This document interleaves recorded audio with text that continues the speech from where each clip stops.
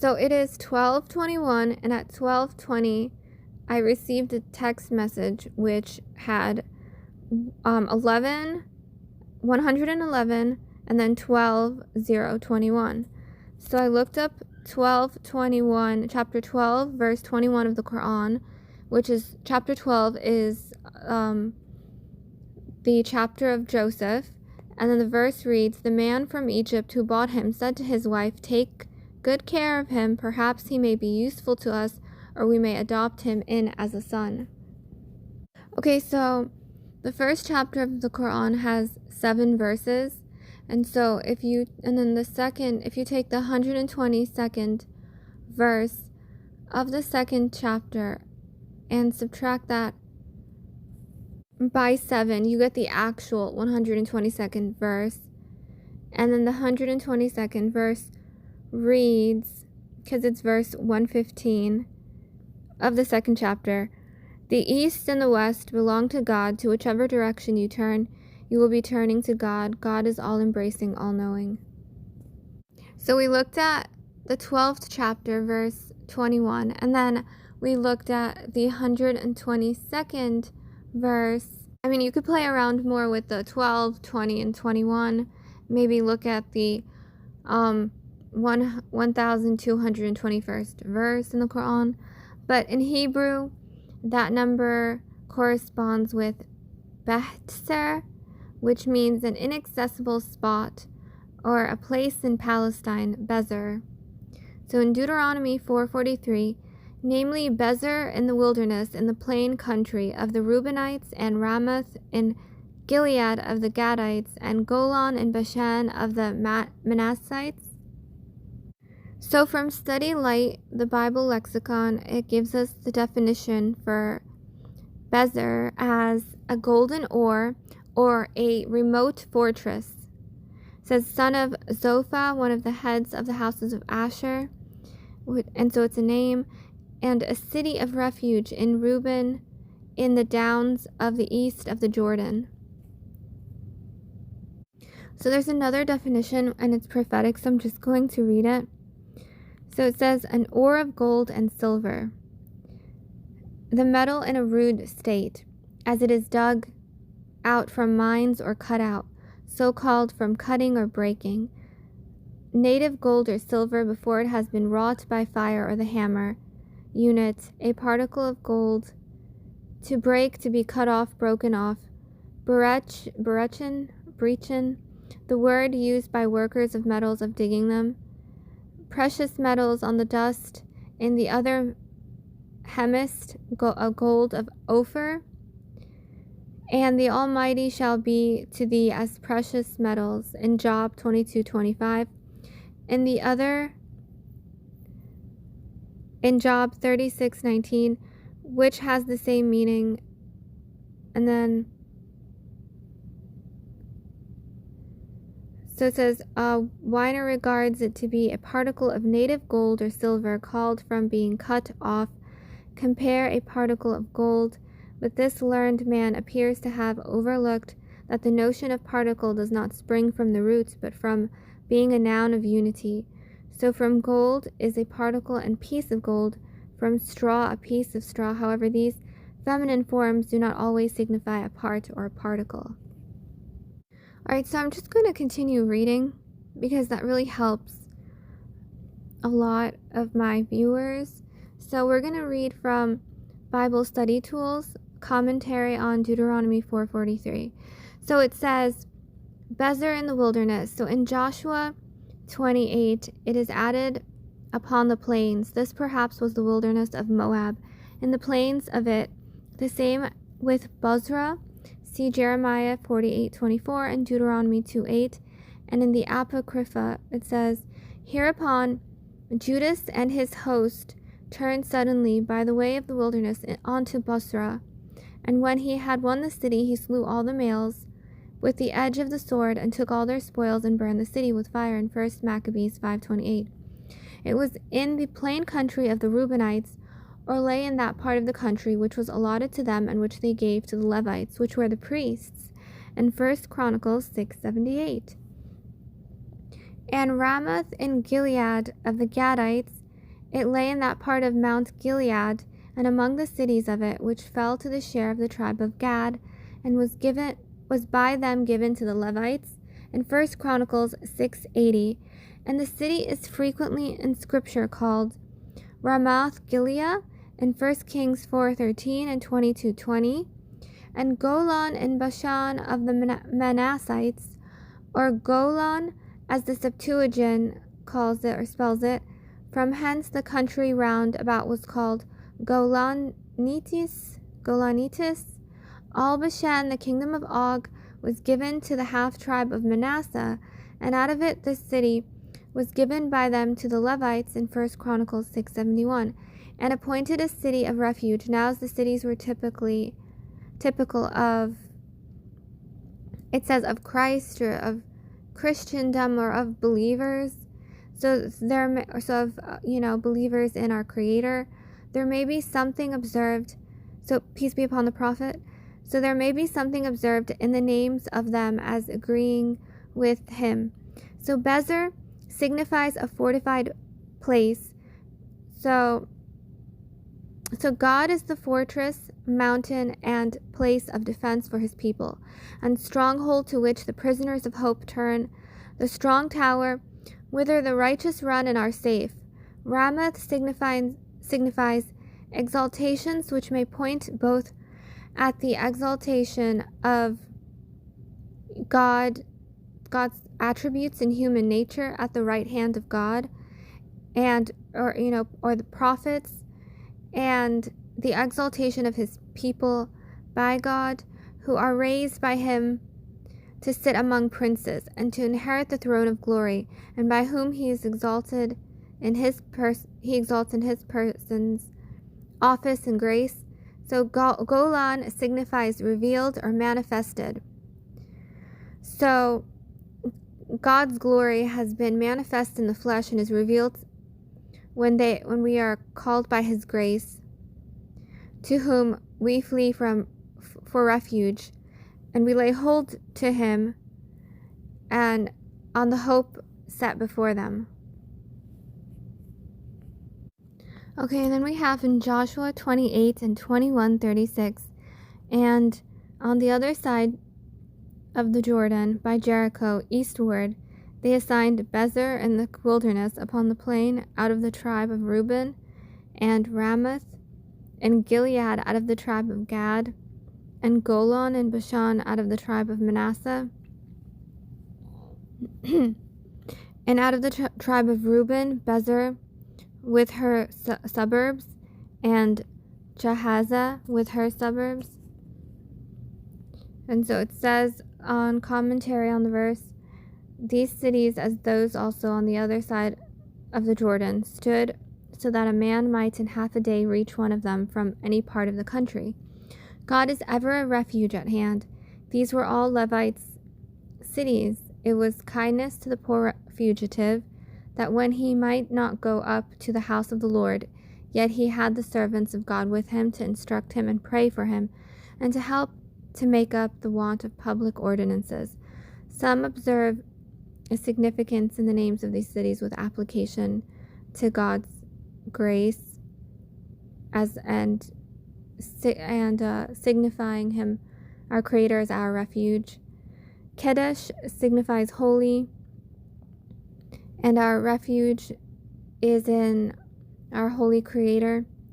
Shechem, a shoulder, and the government is upon his shoulder, just the justice of God. Hebron, fellowship, and believers are called into fellowship of our Creator.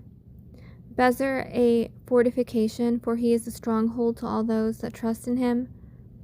Ramoth, higher exalted, for him hath God exalted with his own right hand. And Golan, joy or exaltation, for in him all the saints are justified and shall glory. And then we have commentary on the second verse. By mixing the Levites with other tribes, they were made to see that the eyes of all Israel were upon them, and therefore it was their concern to walk so that their ministry might not be blamed. Every tribe had its share of Levite cities. Thus did God graciously provide for keeping up religion among them, and that they might have the word in all parts of the land. Yet blessed be God, we have the gospel more diffused among us. And we have in 1 Chronicles 6:78 and 7:37, and on the other side Jordan by Jericho, on the east side of Jordan, were given them out of the tribe of Reuben, Bezer in the wilderness with her suburbs, and Jaza with her suburbs, Bezer and Hod and Shammah and Shilsha and Ithron and Bera. So commentary on the first verse from Chronicles reads, "They gave unto them the cities of refuge." The names of the cities given here are considerably different from those applied to them in Joshua 21:13-19.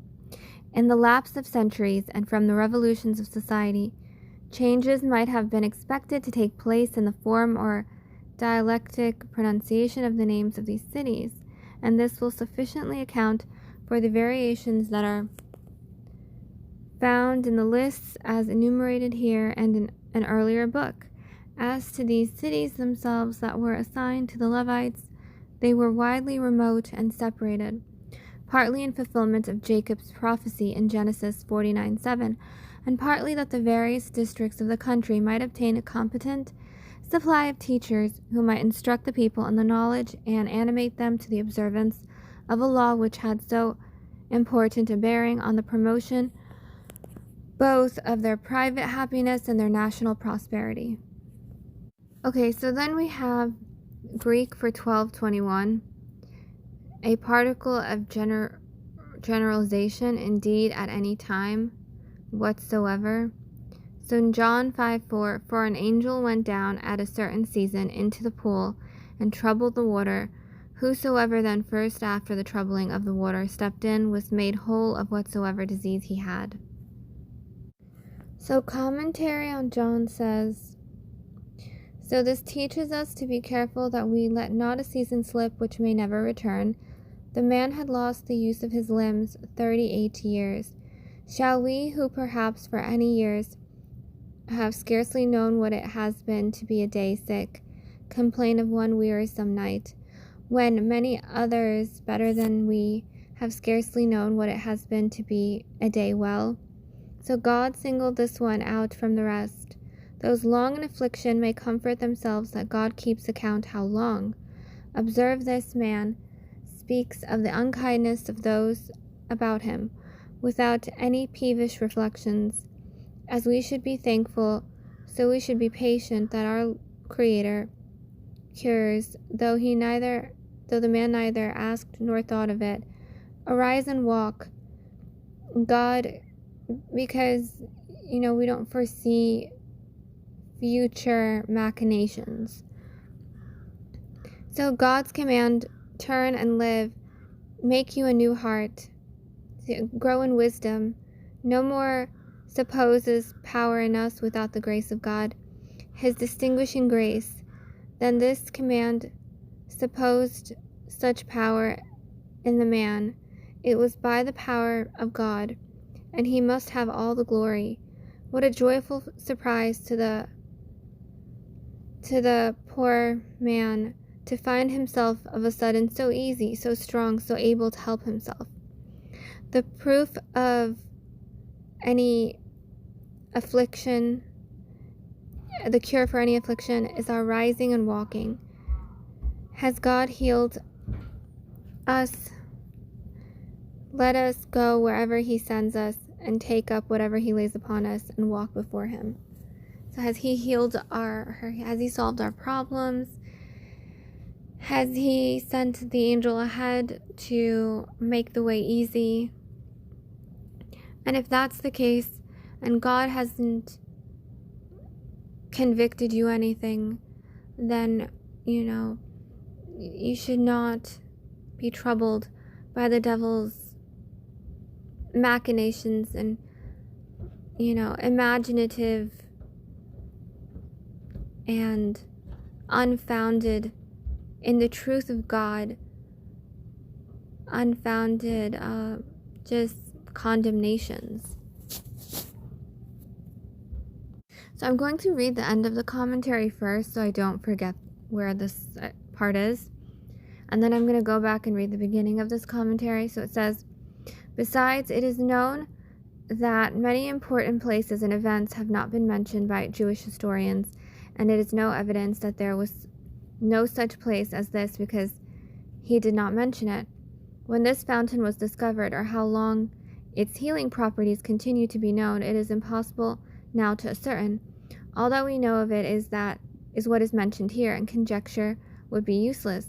We may remark, however, that such a place anywhere is an evidence of the great goodness of God. Springs or fountains having healing properties abound on earth, and nowhere more than in our own country. Diseases are often healed in such places which no human skill could remove. The Jews regarded such a provision as proof of the mercy of God. They gave this healing spring the name of a house of mercy. They regarded it as under the care of an angel, and there is no place where man should be more sensible of the goodness of God or be more disposed to render him praise as in a house of mercy, than when at such a healing fountain. And yet how lamentable is it that such places, watering places, should be mere places of gaiety and thoughtlessness, of balls and gambling and dissipation. How melancholy that amid the very places where there is most evidence of the goodness of God and of the misery of the poor, the sick, the afflicted, men should forget all the goodness of their Maker and spend their time in scenes of dissipation, folly, and vice. And so it reads, an angel, it is not affirmed that the angel did this visibly or that they saw him do it. They judge by the effect, and when they saw the waters agitated, so take this on multiple levels, they concluded that they had healing properties and descended to them. The Jews were in the habit of attributing all favors to the ministry of the angels of God in Genesis 19:15, Hebrews 1:14, Matthew 4:11, Matthew 18:10, Luke 16:22, Acts 7:53, Galatians 3:19, Acts 12:11. This fountain, it seems, had strong medicinal properties. Like many other waters, it had the property of healing diseases that were incurable by any other means. Thus the waters of Bath, of Saratoga, etc. are found to be highly medicinal and to heal diseases that are otherwise incurable.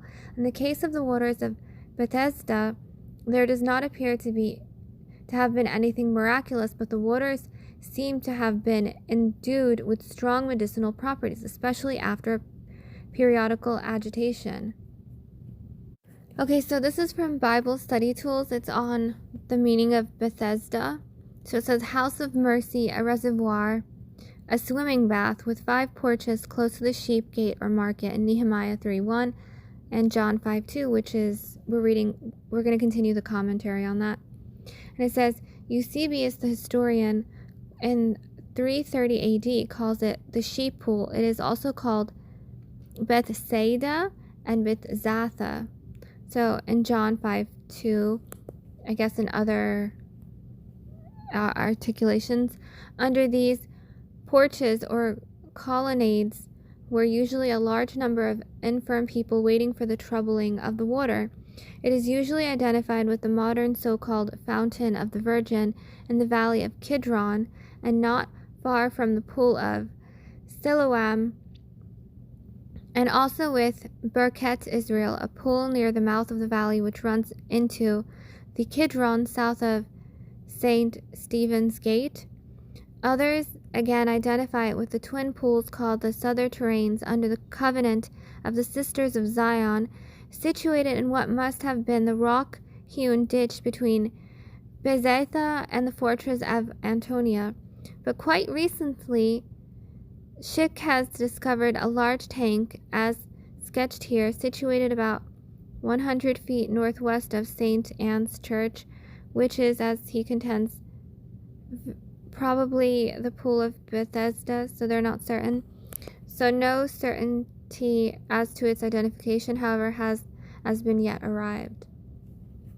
So they also say sea fountain in Gihon. So it means house of mercy, house of grace, house of kindness,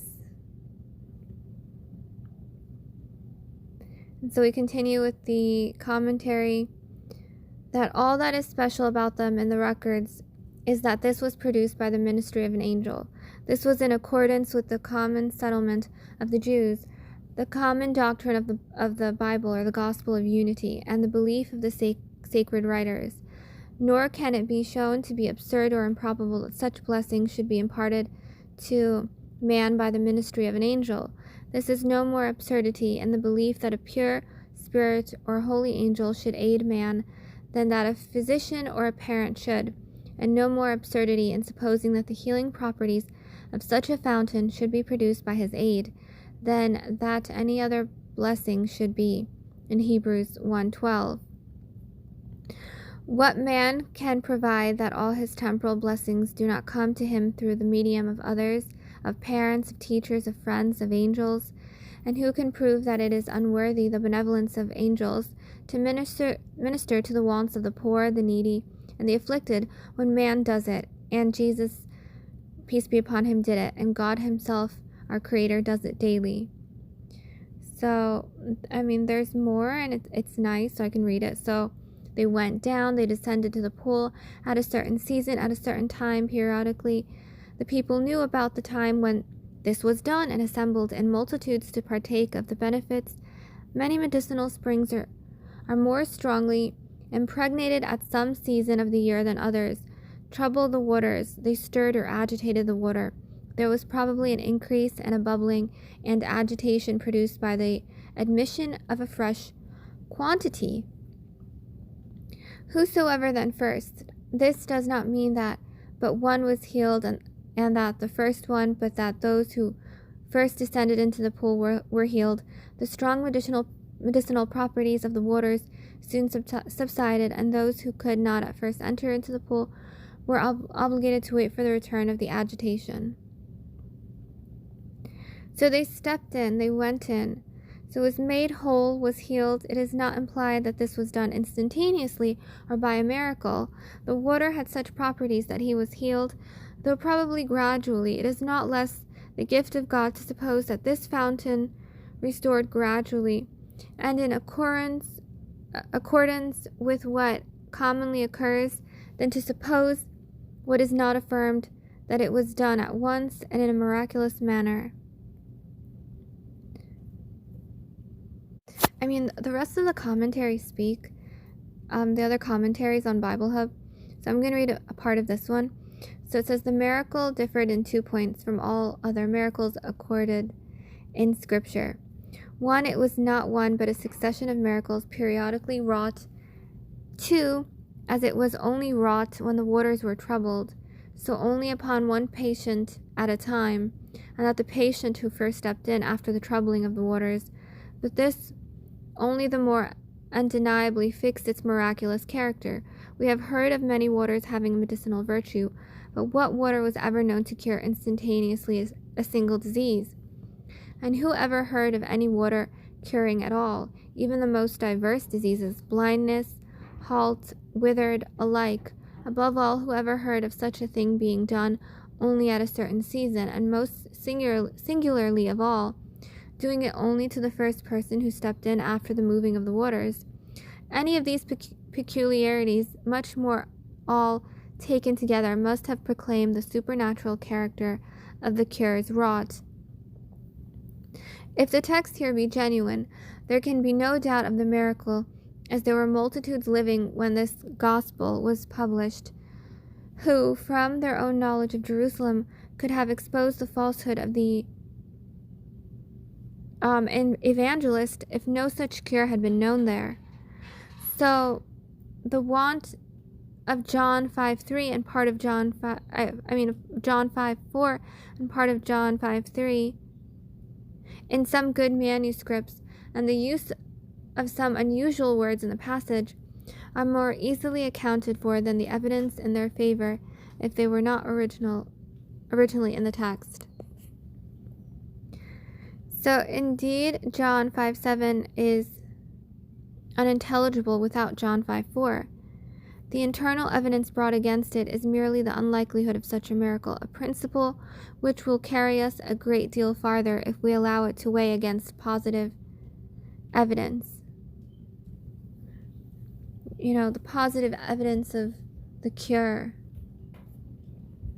and the goodness.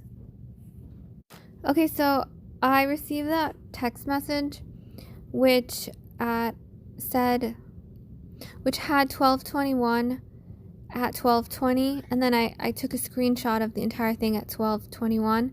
So that's why I looked up 12:21 first, since I saw that twice. But I'm going to look up the time at which I received the text message, which is 12:20. So Hebrew 12:20, it says, a Betzer, striking a clipping that is gold as dug out, gold defense. So we have in Job 22:24 and 22:25, then shalt thou lay up gold as dust, as the gold of Ophir, as the stones of the brooks. Yeah, the Almighty shall be thy defense, and thou shalt have plenty of silver. Okay, so commentary on the first verse. It says here, the answer of Eliphaz wrongly implied that Job had hitherto not known God, and that prosperity in this life would follow his sincere conversion.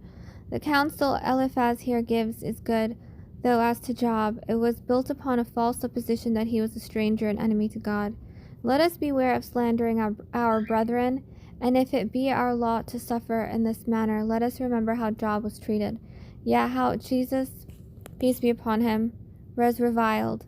That we may be patient, let us examine whether there may not be some color for the slander, and walk watchfully, so as to be clear of all appearances of evil. However, if God is not bringing anything to your attention, then you have no worries. Just give it back to him and just keep trusting in him. We don't want to be people of little faith when the Lord isn't bringing anything to our attention. Okay, so I'm going to read another commentary. And so this is just to get you excited for reading commentary yourself. So it says, then shalt thou lay up gold as dust. So the margin or on the dust, he says, Dr. Good renders this, thou shalt then count thy treasures as dust, implying that he would have much of it. And he says, Noise says, cast to the dust thy gold, implying that he would throw his gold away as of no account and put his dependence on God alone. It says, Kim Chi, and after him Grotius suppose that it means, thy gold thou shalt regard no more than dust, and gold of Ophir no more than the stones of the brook. God shall be to thee better than gold and silver.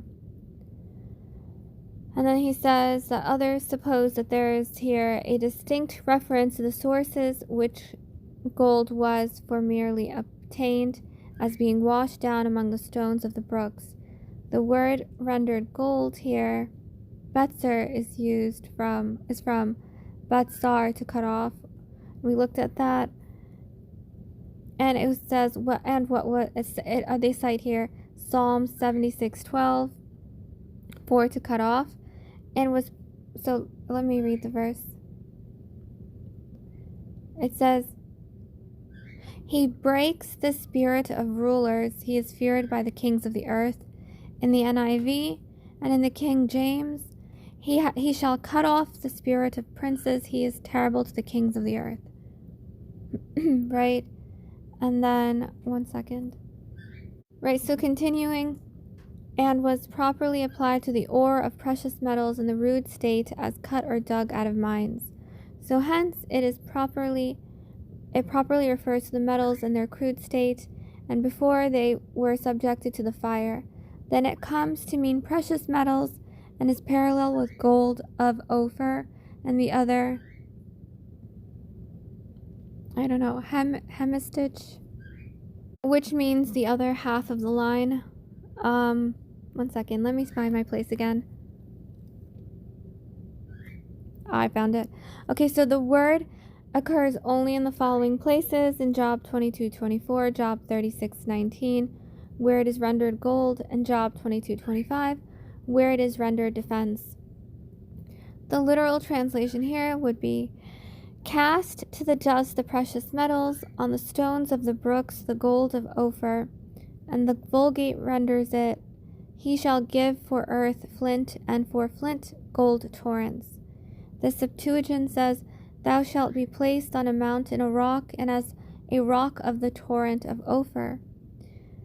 The Chaldean says, and thou shalt place upon the dust a strong tower, and as a rock of the torrents of the gold of Ophir.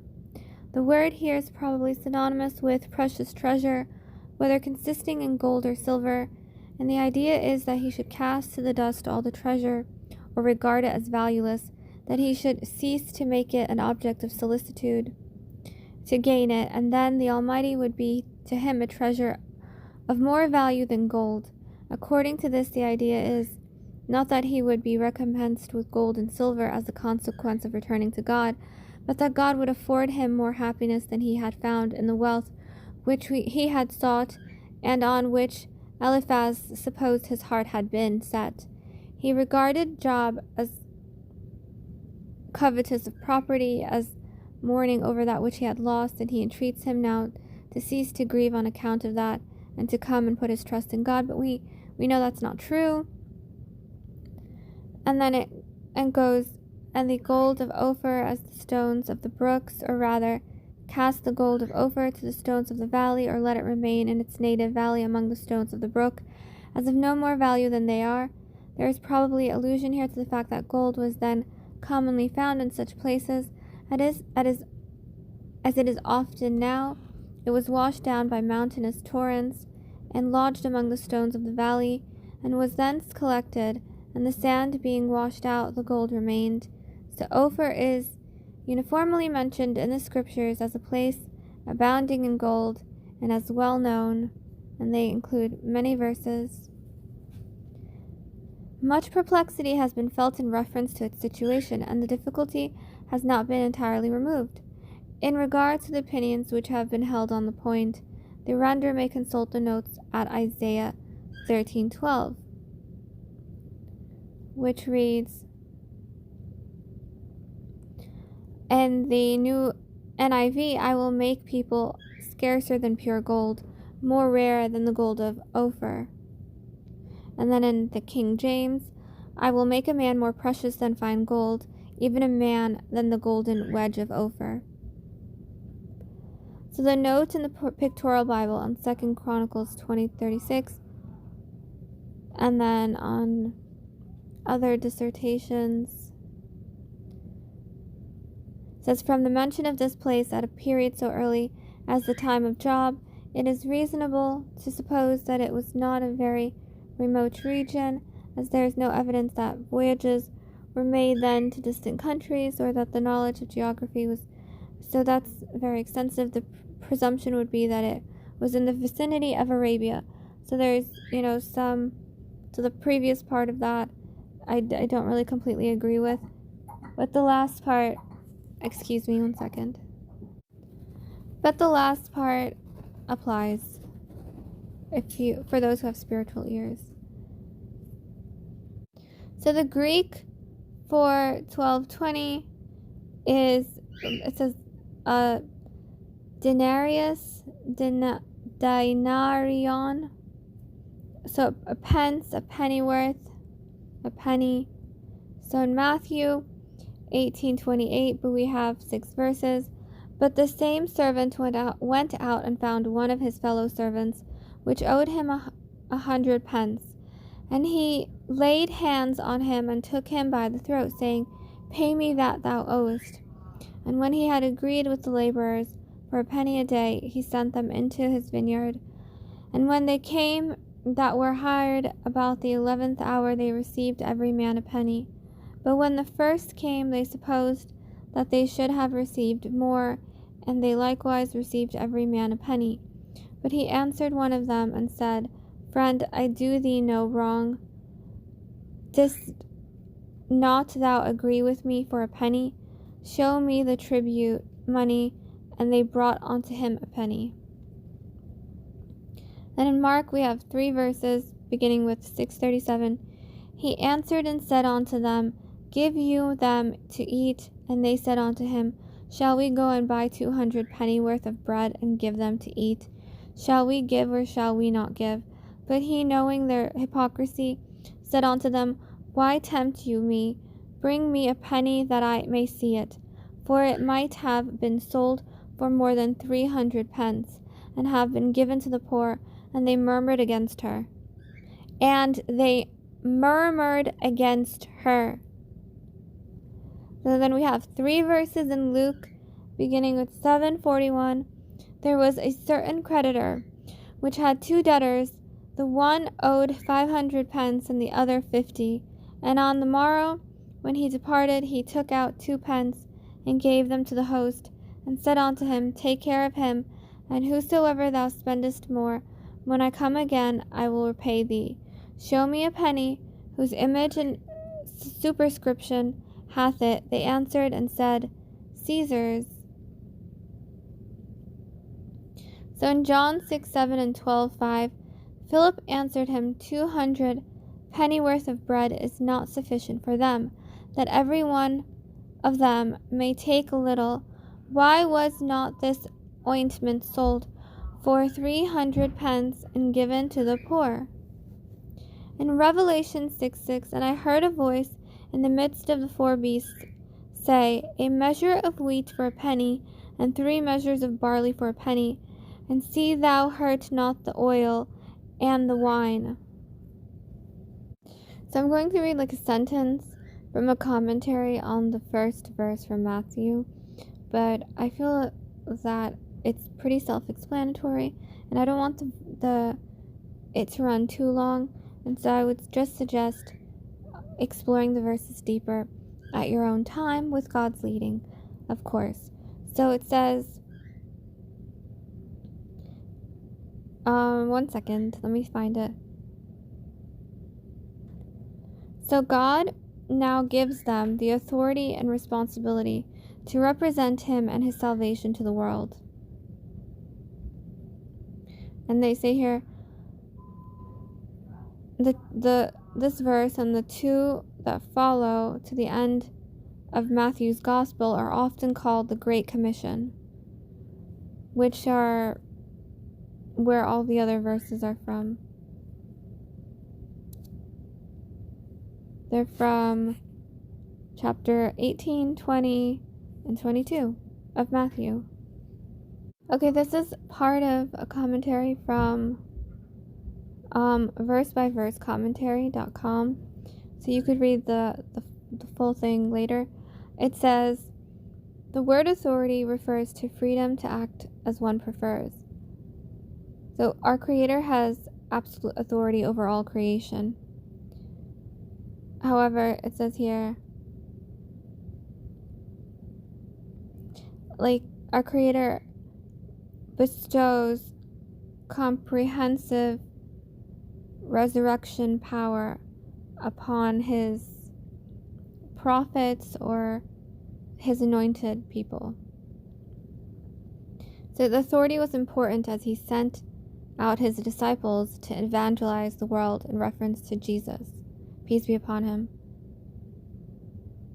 And so our Creator parlays his authority to those who go out on mission because they co-create with him. They're partnering with him, and he gives them a heavy responsibility, and he foresees the fulfillment of these tasks.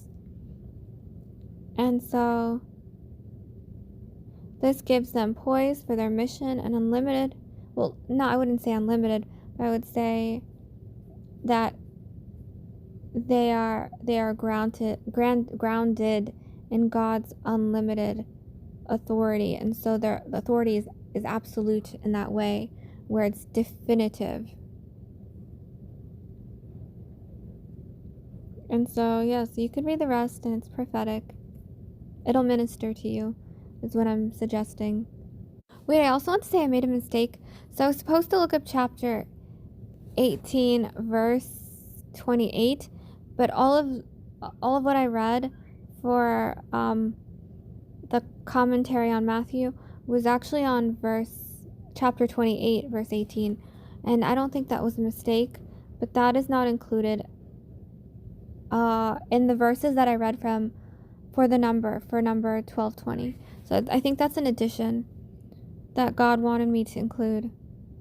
Right? And it just says here that as I'm scrolling through what Google is suggesting, and it says,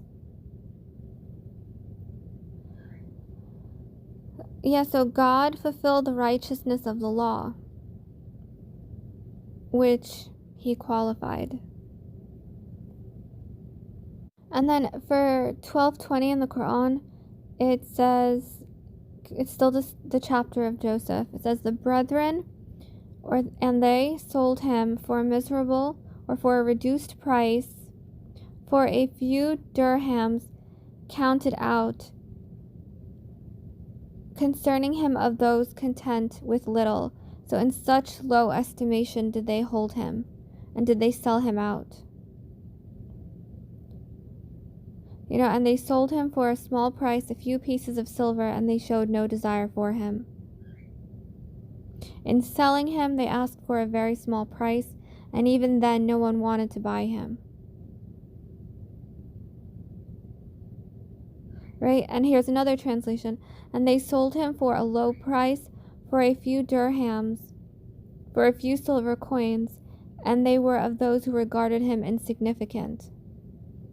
And they sold him for a paltry price, a handful of counted dirhams, for they set small store by him. So that's why I feel like all the translations come in handy, because they all exude their own power and way of helping reveal the message. Here's another translation. They later sold him for a cheap price, just as few silver coins, only wanting to get rid of him. So yesterday I saw, or actually on May 4th, I took a screenshot, and my weather notification app said it was 54 degrees, and it had resynchronized at 2:02. So I saw 54 twice on the date, and with the weather, the temperature outside. So I'm going to look up 54 and tell you what it says. Okay, so 54 in Hebrew is the father of abundance, and it's Abiathar, an Israelite. So there are 28 verses. I'm just going to read 2 Samuel 8:17 is where I'm going to begin, and there are 10 verses. And it says, and Zadok the son of Ahitub and Ahimelech the son of Abiathar were the priests, and Seraiah was the scribe. And lo, Zadok also and all the Levites were with him, bearing the ark of the covenant of God. And they set down the ark of God, and Abiathar went up until all the people had done passing out of the city. The king said also unto Zadok the priest, art not thou a seer? Return into the city in peace, and your 2 sons with you, Ahimaaz thy son, and Jonathan the son of Abiathar. Zadok therefore and Abiathar carried the ark of God again to Jerusalem, and they tarried there. And hast thou not there with thee Zadok and Abiathar the priests? Therefore it shall be that what thing soever thou shalt hear out of the king's house, thou shalt tell it to Zadok and Abiathar the priests. Behold, they have there with them their 2 sons, Ahimaaz Zadok's son, and Jonathan Abiathar's son, and by them you shall send on to me everything that you can hear. Okay, so I'm going to read a commentary on the first verse in 2 Samuel. So it says, David neither did wrong nor denied or delayed right to anyone. This speaks his close application to business, also his readiness to admit all addresses and appeals made to him. He had no respect of persons in judgment. Herein he was the type of Christ, peace be upon them both. To God let us submit, his friendship let us seek, his service let us count our pleasure, diligently attending to the work he assigned each of us. David made his sons chief rulers, but all believers of God are God's spiritual seeds, and they are better preferred, for they are made kings and priests to our God in Revelations 1:6. Okay, so I looked up commentary on the last verse, so I'm going to read a bit of the commentary from Enduring World. However, you can definitely read the rest. It says here, David returns to Jerusalem and to an insurrection. So from verses 1 to 2 of chapter 20 of 2 Samuel, Sheba's rebellion. And there happened to be there a rebel whose name was Sheba, the son of Bichri, a Benjamite. He blew a trumpet and said, We have no share in David, nor do we have inheritance in the son of Jesse. Every man to his tents, O Israel. So every man of Israel deserted David and followed Sheba, the son of Bichri. But the men of Judah from the Jordan as far as Jerusalem remained loyal to their king. So there happened to be a rebel. So Sheba took advantage of David's weak position after Absalom's failed rebellion and the conflict between Judah and the other 10 tribes of 2 Samuel 19:40-43. So, I would say take everything back to God so you get accurate interpretation. So he based his rebellion on 3 principles common to the rebels. So he says, we have no share in David. So he denied the king's sovereignty, or God, our creator's sovereignty, upon the earth. He claimed that David had no right to reign over him or the 10 tribes of Israel. Second point, the son of Jesse, Sheba devalued the king's identity. So Jesse was a humble farmer, and Sheba wanted to emphasize David's humble beginning. 3, every man to his tents. Sheba decided to go his own way and drew others with him. He acted on his low opinion of David. 1 second.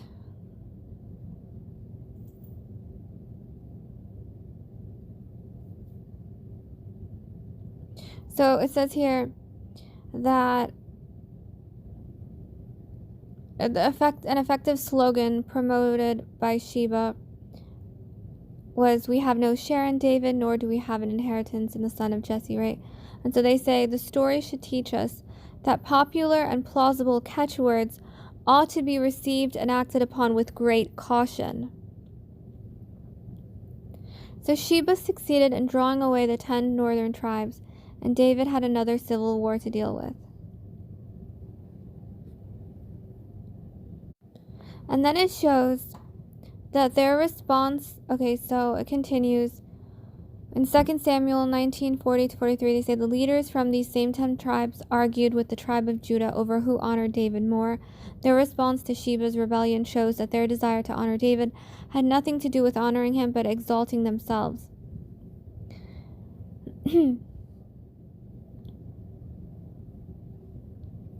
We might say that the tribe of Judah treated the other 10 tribes unfairly, but injustice is never correct by yet deeper wrong. So we might say that it is in the nature of men to divide. So we have to be held together by the Holy Spirit.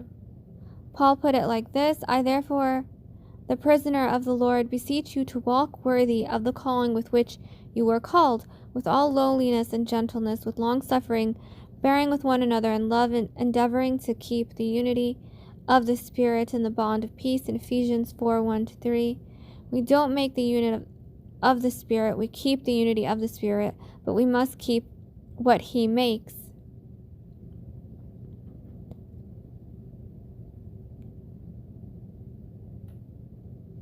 So it says we should imitate the loyalty of Judah show to their king. This means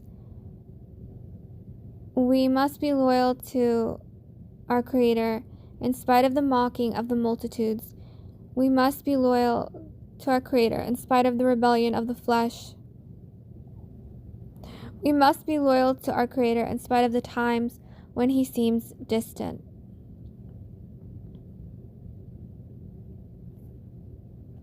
Okay, so the following for 54 in Greek, it means cleanness, the state that is blamelessness, pureness. And so all I have to say is that if God is not telling you that you've done anything, if He's not convicting you of anything, if He's not telling you to pay any mind to anything, then you just need to ignore everything that's going on around you, and you just need to let God figure that out for you, and you just need to stay focused on Him, because you don't have to keep we have a responsibility here with these ministries for God, and we can't keep getting distracted. And as we continue to do the right thing, people are going to hate us regardless, just because they want to hate us. And so I can't pay attention to the machinations of the devil, and I really don't.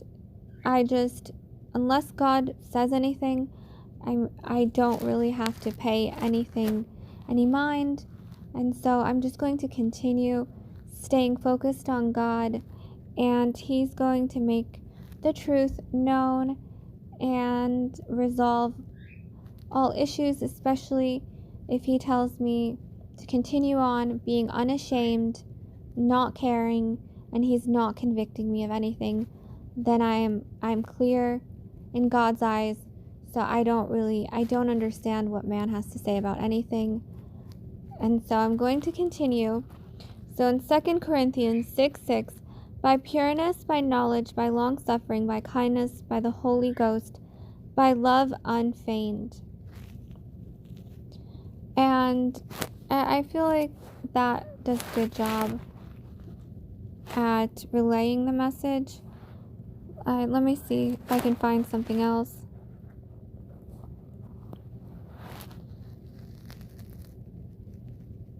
So in the Quran, if I take the number 54, chapter 5, verse 4, it says, they ask you what has been made lawful to them. Say, all clean things have been lawful to you, and such hunting animals as you train them to hunt, teaching them the knowledge of God has given you. You may eat what they catch for you, but invoke the name of God on it. And so therefore I say unto you that the only people who will be able to discern the truth in any situation are people who are close to God. And people will say what they want, and they will always talk. And if God is not saying anything, then there's a lot of falsification. And so I'm not going to address anything, because I want to stay focused on my ministry.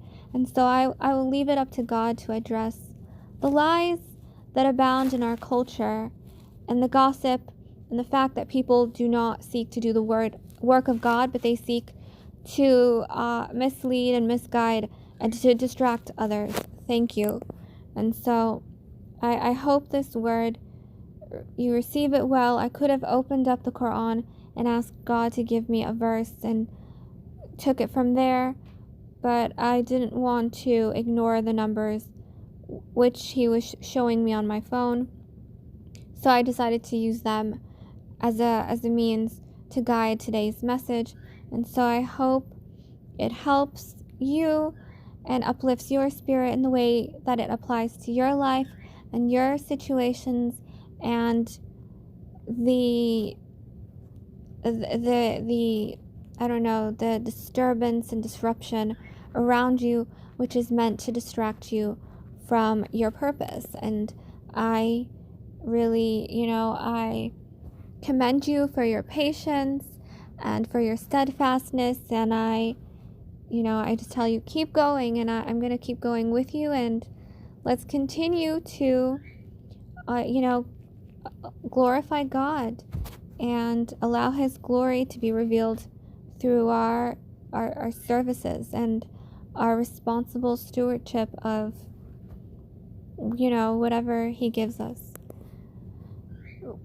All right, so thank you, and I'll see you in the next word. Take care.